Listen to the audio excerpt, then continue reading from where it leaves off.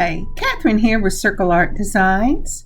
Today is our first project in the Bargain Bead Box for November of 2022.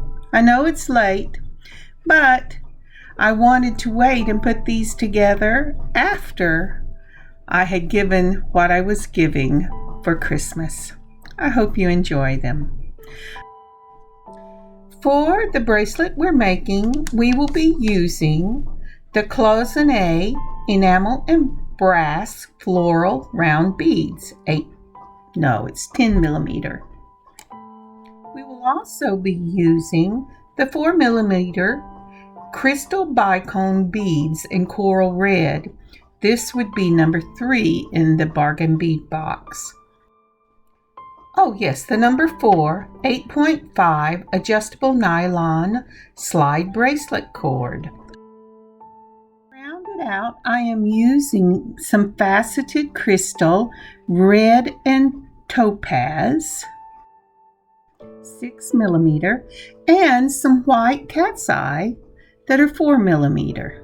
This is from my own stash.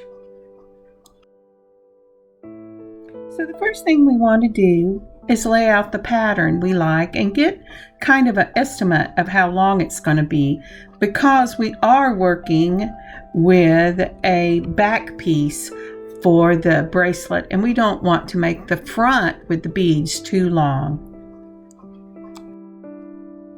I'm also using a crystal rhinestone rondelle spacer in 8 millimeter between the Cloisonne 8 millimeter beads, 10 millimeter beads. So after I put my cots on, because my fingers are particularly broke out today, we will want to put on a crimp bead and a thread saver. I use this when I'm working with thread and when I'm working with wire, so that we can finish off one end before we start the beads. I find the first end of the wire to be the easiest to get the thread saver and the crimp bead on. This thread protector or wire protector actually keeps the jump rings or whatever you are putting on the other end from rubbing up against the wire or the thread and fraying it. For this step, you'll need a crimping tool. You put your crimp in the back of the crimping tool where your first little half circle is. You'll find an M on the top. Make sure that both of your wires are not crossed, and then press. After you have pressed that, you should have a little M shape and a wire on either side. Next, turn it over, put it in the front, and then crimp again, and this should make a nice neat little ball, at least in theory. And this is what it should look like. Now some people use a crimp cover for the next step. I'm not using that on this. The crimp covers I have are really too large. I use them sometimes, but not often.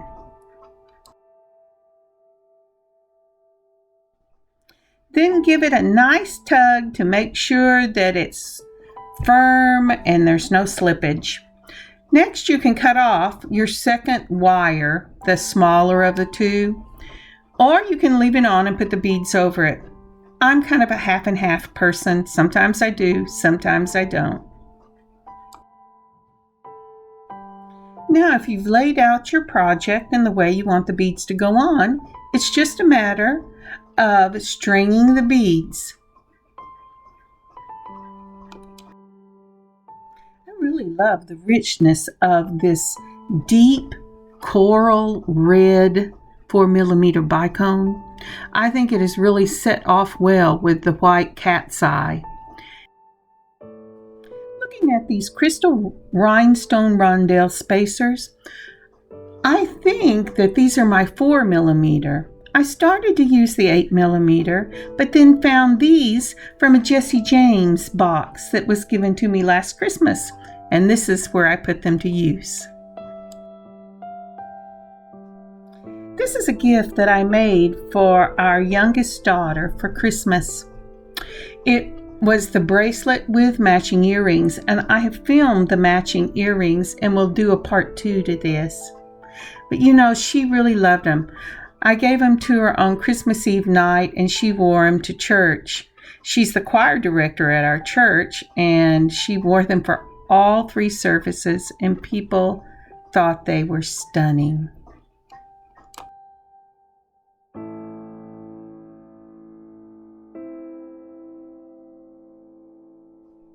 Now we're moving on to the red and topaz faceted crystal beads from Bargain Bead Box. No, Bead Box Bargain.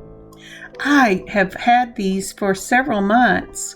I bought them on sale and I wasn't sure what I was going to do with them. But I think they worked really well with this combination. I'm always getting the 2 names mixed up. But Bargain Bead Box is a subscription box that you can order and receive every month. I've received it for about a year and I really love it. I finally got around to using the beads and I talk about that in a different video. But Bead Box Bargain is a sister store and they have a lot of things from previous bargain bead boxes and just things that they have just in the store. They're a really good bargain and I have really loved working with this company. Check them out.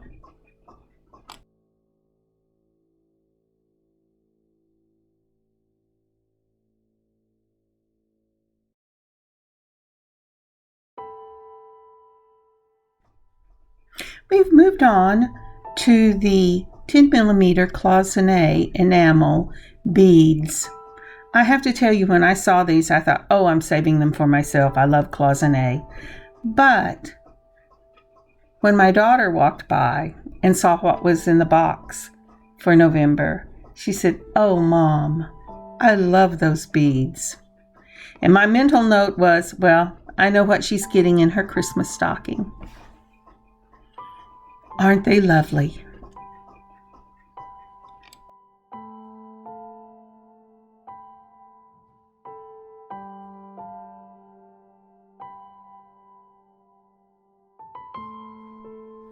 With the 3 Cloisonne 10mm beads on, it's just a matter of finishing out your pattern by matching both sides. I will remeasure when I finish and make sure that it's not too long.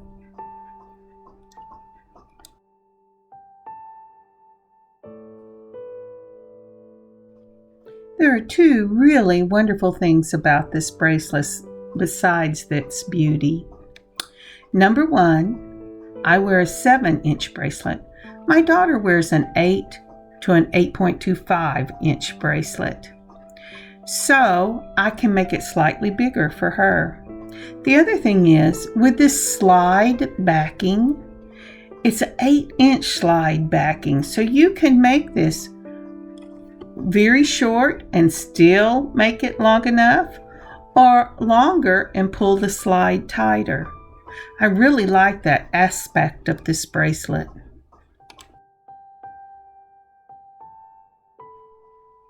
And there you have it. Although you couldn't tell when my fingers moved off the camera, I was measuring to see how long it was. It's just a little over 3 inches. I love this, don't you? Now it's ready for us to do the crimp and the thread protector at the other end. I find the second end, or the back end, or the beginning, however you want to say it, a little harder to do than the first one because we have all the beads on. You want to get them tight without being too tight because they need to be able to bend, and still get the thread protector and the crimp close enough to the beads that they don't flop around. Now this is a little trick that I learned to do the second thread protector. Because I have issues with my fingers that come and go, I have learned that if I put my round nose pliers into the thread protector so that I'm not catching the wire that I'm pulling or the thread that I'm pulling, really I don't have to pull thread, you just use a needle, then it makes it easier with the tension to pull those beads up and pull the thread protector or the wire protector down and get it in the right place. And here we have it, finished on both ends and ready to go on the slide.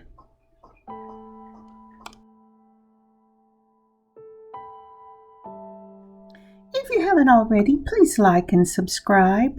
Thank you. For the final step, I will be using oval jump rings. I really like the ovals since I learned about them from Thunder Horse Descendant because they don't pull apart as easily as the round ones. I will finish it off by joining each end together with oval jump rings.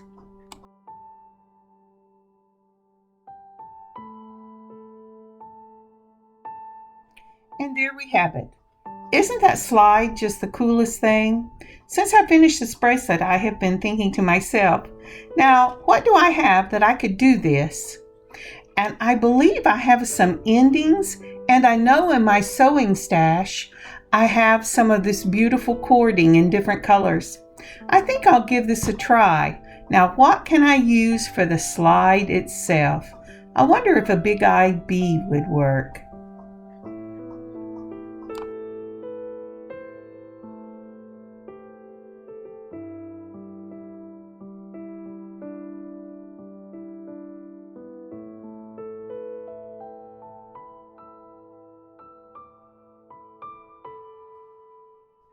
I know I've said it before, but I'm going to say it again.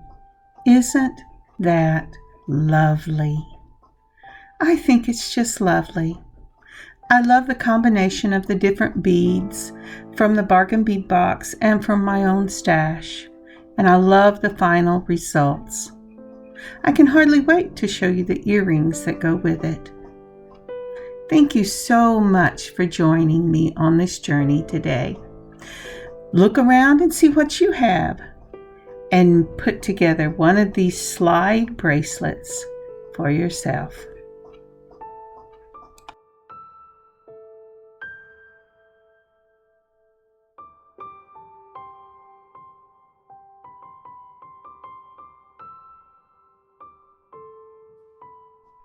Happy beading, y'all, from Catherine at Circle Art Designs. May all the joys of beading be yours this year.